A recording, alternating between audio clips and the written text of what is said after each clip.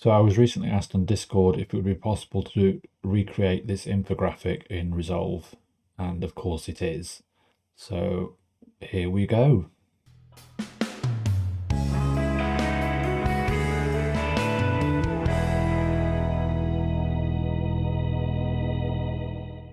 Okay, chances are you're not going to want this particular infographic.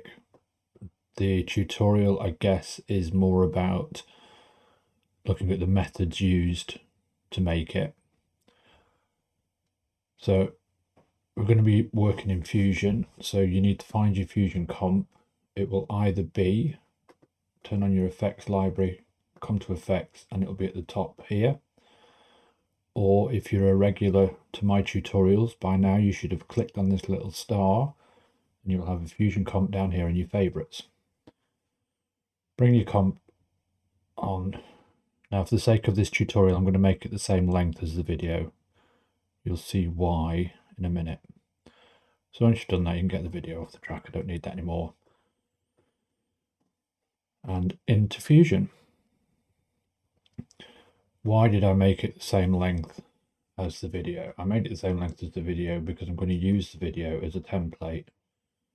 So I'm going to bring the video in and it's the same length, so we'll get to the end of the video. Now, what I'm going to do, I've got my media out, which will send everything back to the timeline. I'm going to bring in a background node and I'm going to stick it here and I'm going to just connect those up. And that way everything I make will be merged onto that background. For the final result, I'm going to want this background white, but for the time being, I'm going to leave it as transparent. The reason I'm going to leave it as transparent is because there are times when I'm going to want to see the original that I'm using as a template. Okay, so the first thing you need to do is sort of look at what you want to achieve, what's happening. So we can scrub through and we can see things like the text at the top shrinks away. And then further down you get more text coming in. We can see things like this line disappearing, reappearing, boxes moving, lines coming in. So you've got to get your various elements together. The first element I'm going to get is a box. There's several ways you can produce this box. On this occasion, I'm going to come to the effects library. I'm going to tick it. I'm going to open up where it says tools and I'm going to scroll down and come to where it says shape. And I'm going to use the shape tools. So the thing with shapes, unlike backgrounds and masks, is that you need to have a shape render as your last node in your shape system. So we bring that in. So we've got a shape render. So we're going to make these squares. What I'm going to do is I'm going to make these squares so that they're opaque, so they will have a white background. The reason I'm doing that is when I come to animate this line later on, I want it to run behind the squares. To get the square, I'm going to bring in a shape rectangle. And I'm going to connect that to my shape render and just pop it into this other viewer. So we've got our square. We want this square to match one of these squares. So if we select our rectangle, you can see your square in this window, but what you get is the outline in this window so you can see what you're doing. So what I'm going to do, with the rectangle selected, come over to the inspector. Now I want this to stay a perfect square. To do that, come to the word height, right click and pick expression. You see this little plus sign appears. If you click and hold that, you can drag a line out and just put the line on the word width. What that's done is it's tied the height to the width. So whatever size I make the width, the height will follow. So we're going to bring it in and we're going to make it the same size as the square in the middle here, like so. So now we've got a white square. Next thing, we need the black outline. To get the black outline, we want the square to be the same size. So all we're going to do is we're going to select this rectangle. We're going to press Command and C to copy, click away and press Command and V to paste. If we now drag the output of this node and drop it onto the output of the node that was already in place, this automatically produces a shape merge. Now what we can do is select our second rectangle, come to the inspector, uncheck where it says solid, and we're going to check the pointy border style, and we're going to give our border some width, and I'm going to give it a width of 0.0023. At the minute you didn't see anything because it's still white, so if you come to style, open the colour and make it black. And now what you've got is a white square with a black border. Next we're going to add the circle. So again, come up and find S ellipse. And we're going to have to do the same again. You can just see the outline of the circle here. We're going to need to tie the height to the width. So right click, expression, and drag the plus sign up to width.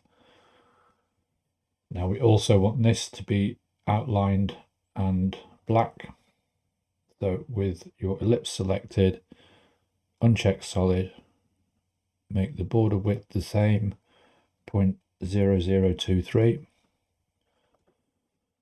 Come to style, make it black. And now we come back to controls and we're just going to drag the width so that it comes into our box like so. Now obviously we can't see it because it's not connected, so all we do is we drag and drop it onto the S merge. So we now have our white square with black border and the black circle. The final element of our box is the letter in the middle. So to get the letter, you bring a text node and you're going to merge this after the render node, like so. So this is a regular merge node now, it's not a shape merge, so you can only have two inputs, or three if you have a mask, but we haven't got a mask. So select your text. In the inspector, put whatever text you want. In our case, we want a letter A. And now if we view that, we don't see any difference. And that's because the text by default is white and we want it to be black. So just click on the swatch here, find black, and away you go. What you also notice is that the text is slightly off center. So you've got these little arrows, you can grab the vertical one and just pull it up a little bit, like so. So now what we've got is our first box here. So remember, this is the original footage, this is what we're building. So we've got our first box. Now we're going to use this element over and over. So all I'm going to do is if you drag, select everything, press Control or Command G, it makes it into a little group. If you press F2, you can then rename it like that. Now what we're going to need for each box is we're going to make copies of it, but we're not going to have lots of copies of this. We'll only have 3 copies of this, and we're going to duplicate it.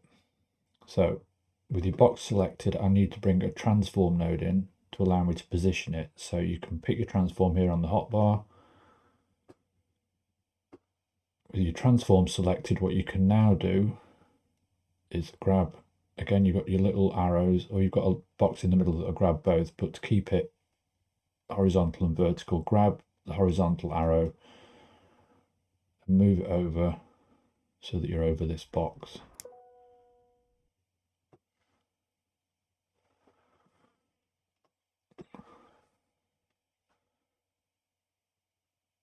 And what we can do is if we take this and just merge it onto our original footage, you can view both together.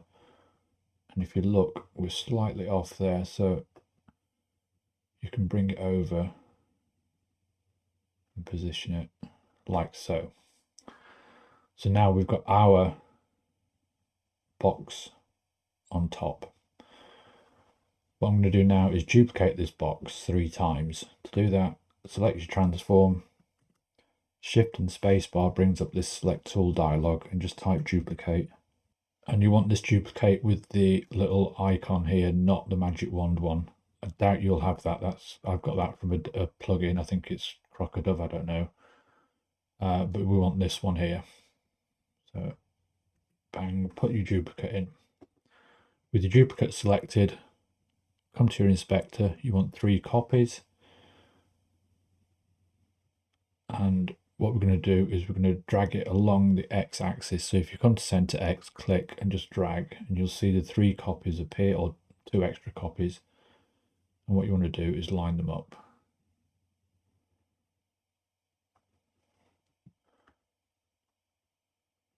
Like so. So we need 2 more copies of this.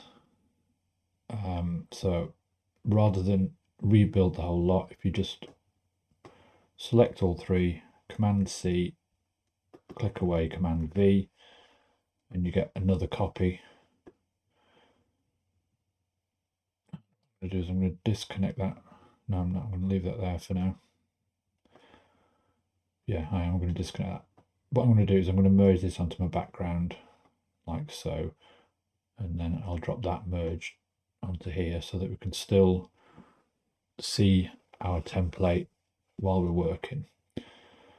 I'm going to bring the output from this group and drop it onto this output. This will again put in another merge. And what we need to do this time is we need to come to the transform in the middle, select it, and if we now come and drag, we get a second copy that we can position. And if I put our media out, so you can now see what we've got here. Basically, I just dragged that up.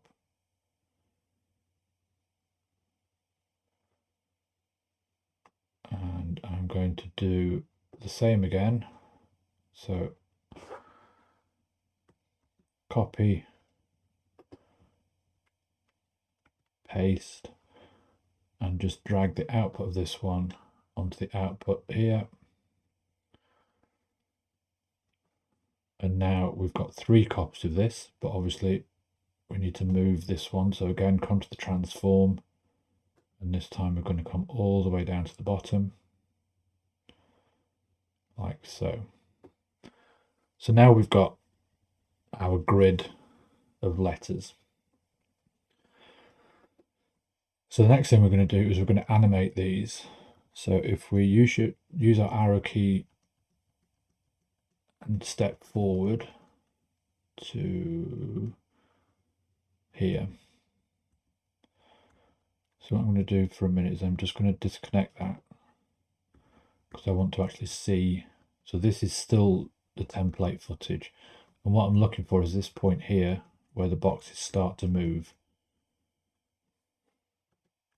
And what I'm going to do, I'm going to come to these 2 transforms, because these 2 transforms control the top and the bottom rows, and we want them to move. So select transform, come to the inspector and click on the diamond next to center. That sets the keyframe, and do the same for the other one. What I'm now going to do is step through until this animation ends, which is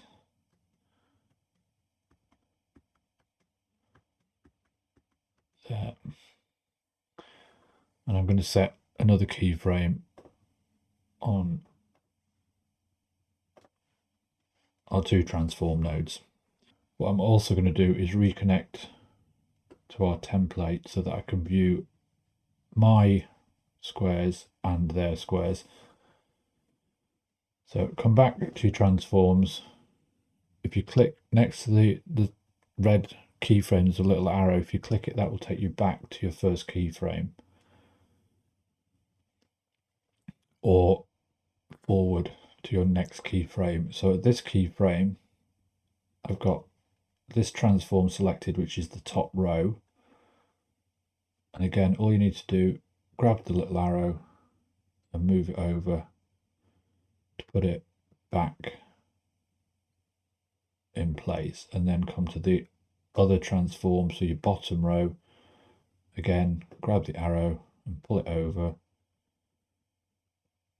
until you're back. So again, we can disconnect this for a second. If we now play through, you'll see we've got matching animations. Okay, so that's your boxes basically done. Okay, so we've got the boxes, we've got them animated. The next thing I'm going to look at are the lines that appear at the start and then following the animation. So we'll do the lines at the start first. What I'm going to do is I'm just going to click and drag these over because I want a bit of space. So to make the line, what you need to do, you bring in a background node. Select your background node and make it transparent by dropping the alpha to 0. You're then going to come to the same hotbar and bring in the paint node. Connect the background node to the yellow input of the paint node. We need to do this, otherwise the paint node doesn't work. What we're now going to do is merge this onto our background, like so. So to draw the line, select your paint node. You're going to come to the top of either view, it doesn't make any difference where we work, and we're going to select polyline stroke. So we're going to start with our top right box. If you click once, it sets your first point. If you now come over to your top left box, if you press and hold the shift key, it constrains the lines to 45-degree angles, so if you're slightly up or down, it will still be straight. Then again, come down to your next box, still with your shift key pressed, and so we work through till we have our line. Now if you come to the top of your viewer again and just pick this modify only button, what that does is it stops you adding extra points while you're working. So we've got our line in place. Now we need to make it look the same. So come over to your inspector again, go to brush controls, set a solid line. We're going to make the size of that line 0.0023 again. We're going to come to color and we're going to make it black.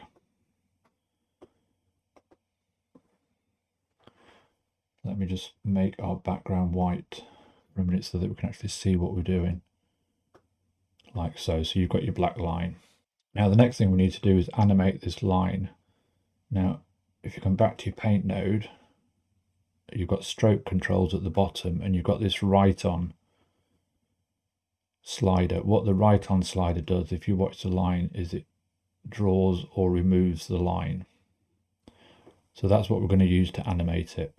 Watching your example, or watching my example, use our arrow keys and scrub through until we see this line disappear there. So that's the start of the animation. Set a keyframe and then come through to wherever the line totally disappears, which is about there.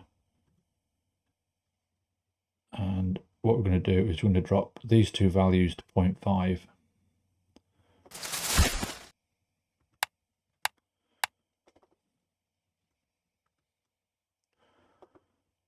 And what that's done is it's animated our line off and into behind this square here.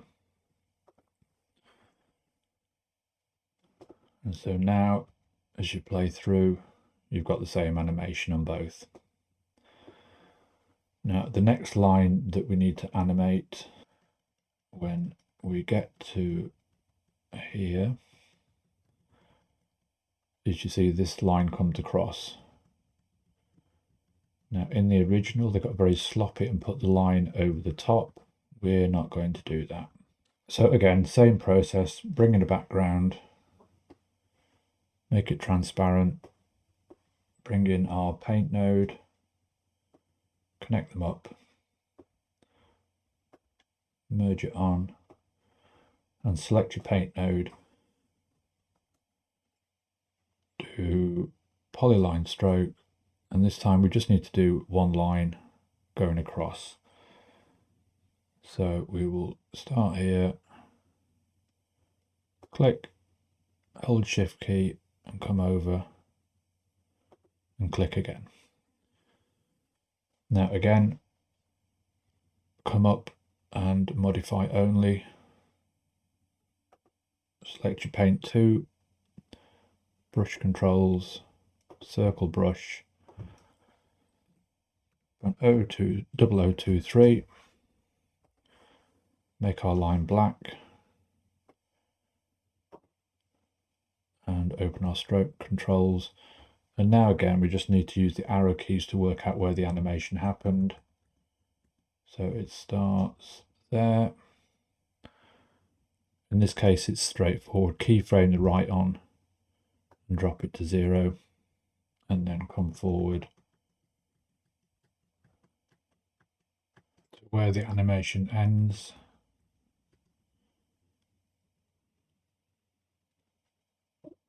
Drag your right on up to 1, that automatically sets your keyframe.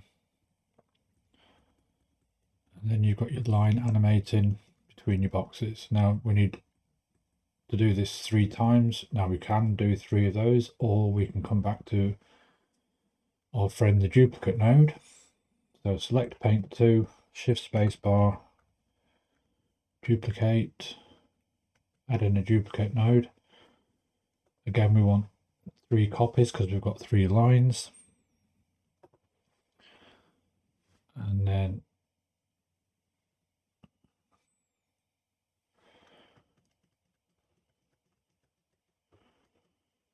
we can simply select the duplicate, and using our X and Y sliders,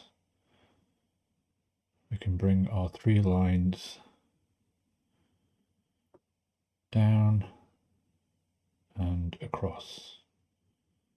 The last bit of line animation are these dotted lines here. So you've got these 2 arcs that come up, and then you've got this line that comes across the top. So we'll do those as 2 separate lines. We'll do a line for the arc and a line for the bouncy thing. So again, we're going to go through the same process. So we'll start with this bottom arc. So background in, paint node in, connect it up.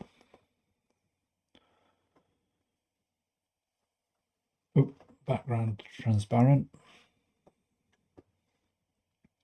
So for this paint node, again, we're going to come up to the polyline stroke. We're going to put our first stroke up point on that box, and then the second one on this box. Now what we're going to do is we're going to use, if you look on your line, you've got little handles that you can move around, and we're going to use those to create the curve. Oops, my mistake, I should have come up and done modify only. So you basically using the tangent handles to create the curve you want.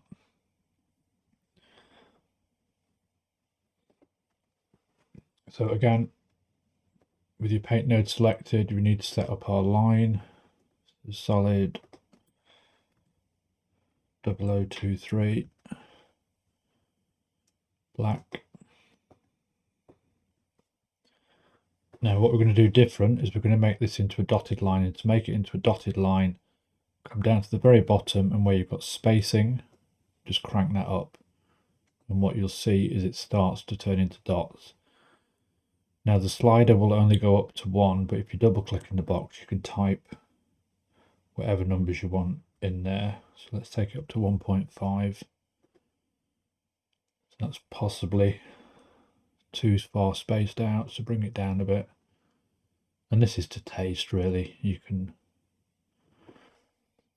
So once you've got your dotted line, we're going to animate it. So again, we need to watch our template to find out where the animation happens. So it's off there. So we'll set a keyframe on our right on, drop it to 0, and then we will come back until the animation ends, which is probably there. Bring it back up to 1. So again, we've got our line animated, and again, just to save duplicating, we'll use it, or just save sort of copying the node system, we'll just use a duplicate node.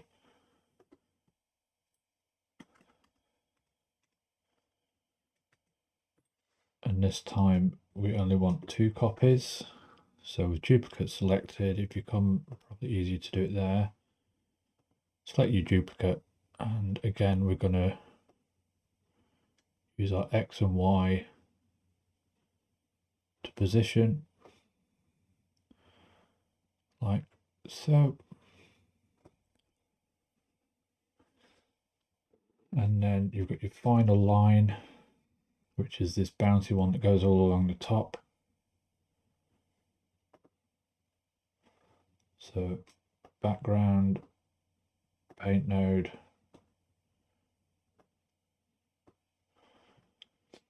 and we're going to again do polyline, and we're going to just zoom this out a bit so I can see what I'm doing.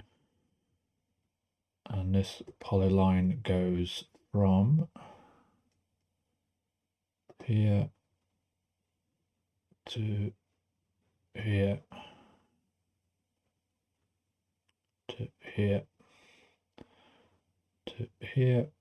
And again, what we're going to do is use the tangent handles to create the curves. Modify only, so you don't end up adding extra points. And start pulling your tangent handles out.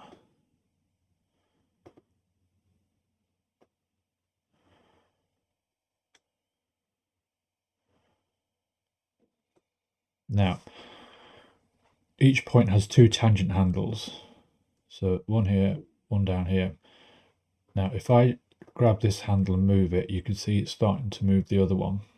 And that's not what we want to happen. So if you press and hold the Command or Control key and then move the tangent, it just moves the one and the other one stays in place. So again, select the next point. It's not very clear, that. I'm trying to find out where the other handle is. It's there. Okay. Grab your handle. The first one, it will quite happily move on its own, but if you then go to the second one, it won't. So you need to press and hold the Control key, like so.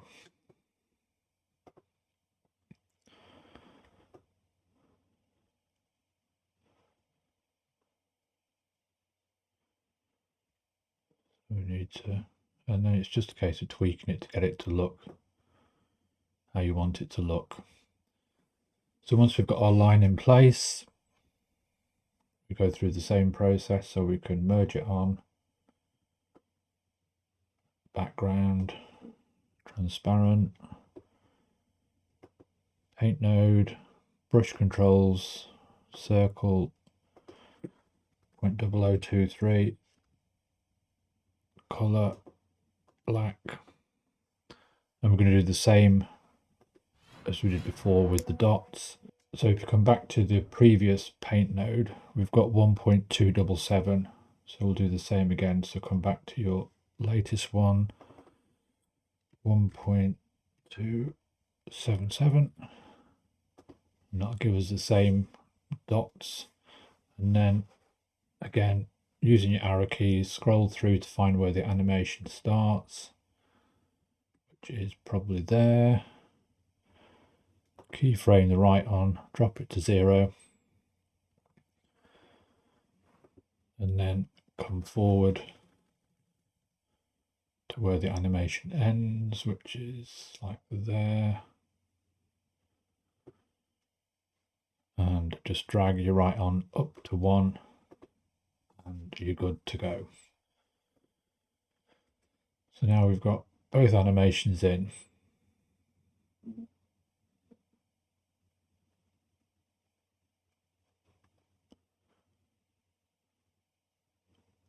Like so. Okay, final element is the text at the top. So we now come to the hotbar and grab a text node. Now I'm sure I can do all this in one, I just couldn't work it out. So I'm going to do it as 2 text nodes. I'm going to have one text node for the typical storage and then one text node for the Arweave storage, whatever Arweave storage might happen to be.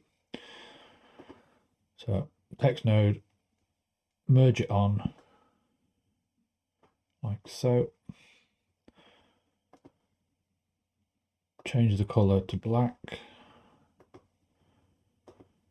and type away.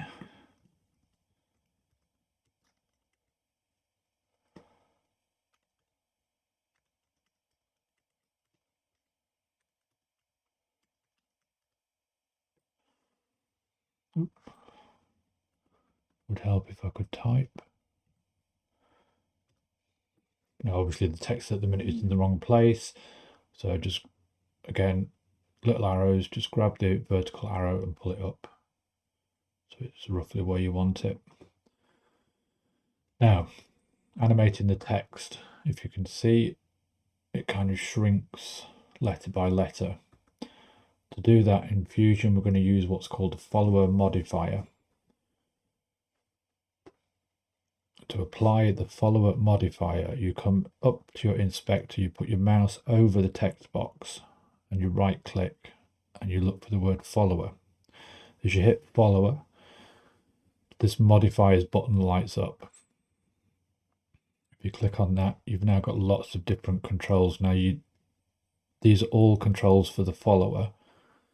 So the first control you've got is the timing. This dictates how what sort of rate things happen.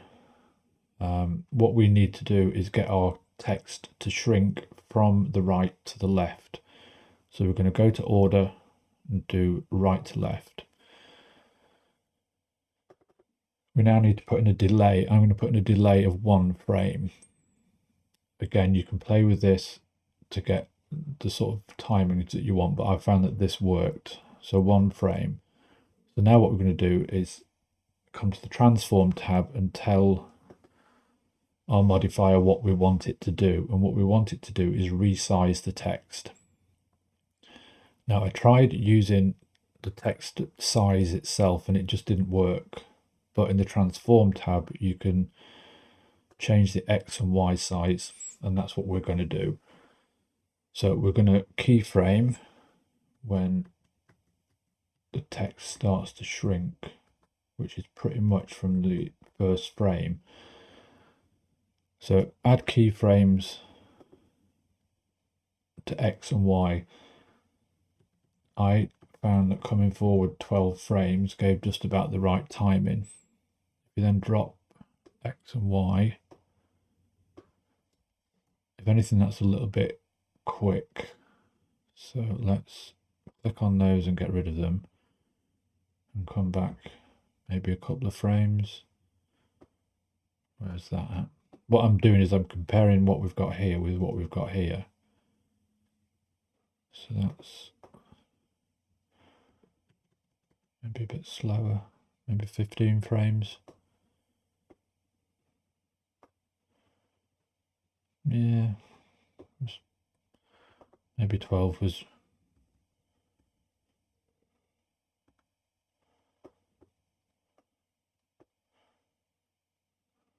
That's kind of gives the idea, you get the idea. So if you do 12 frames, it sort of started to drop our text, and then as it plays through, we end up with our text disappearing, like so. Theirs has gone a bit quicker, but what we now need to do is add another text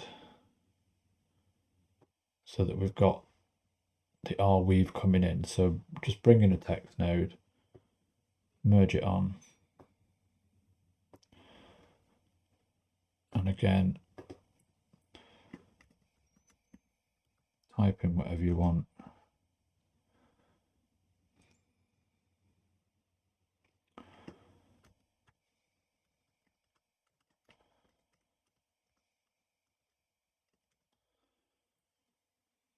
Again, make your text black, position it,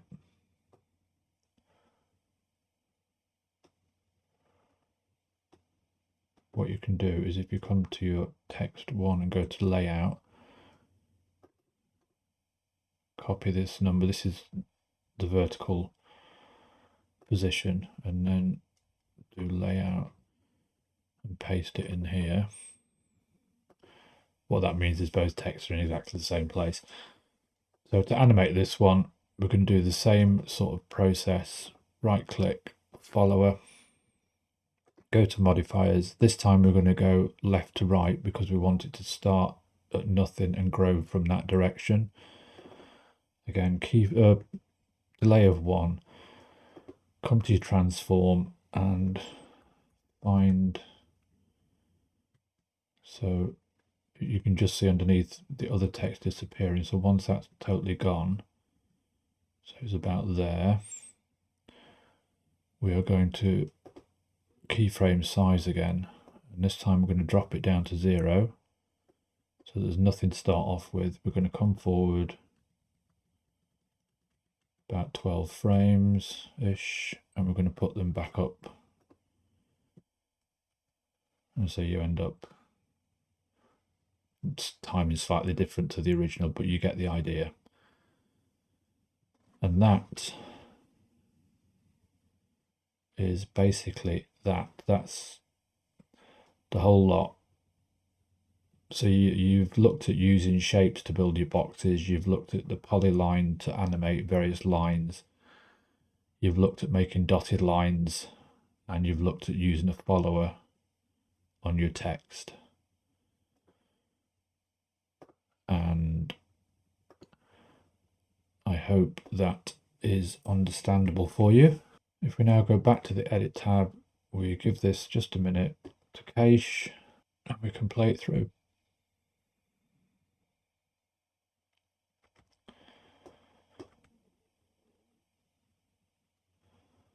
Like so. Oh, I missed a bit. Just realised I missed the top line. Basically that's done in exactly the same way as we did the corner line, in that we need to add a duplicate node.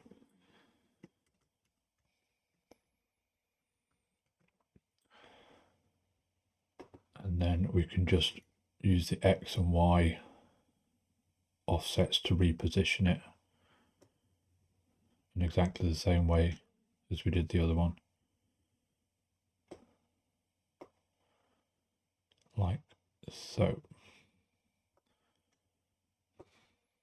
So yeah, back to the edit tab and let it cache, or cache as somebody pointed out to me, and then we can play it through. So yeah, that's how to make a basic infographic type thing. So yeah, hope it was helpful, hope you found it useful. Please feel free to like, subscribe, and hit the notification bell, and I'll catch you on the next one. Cheers!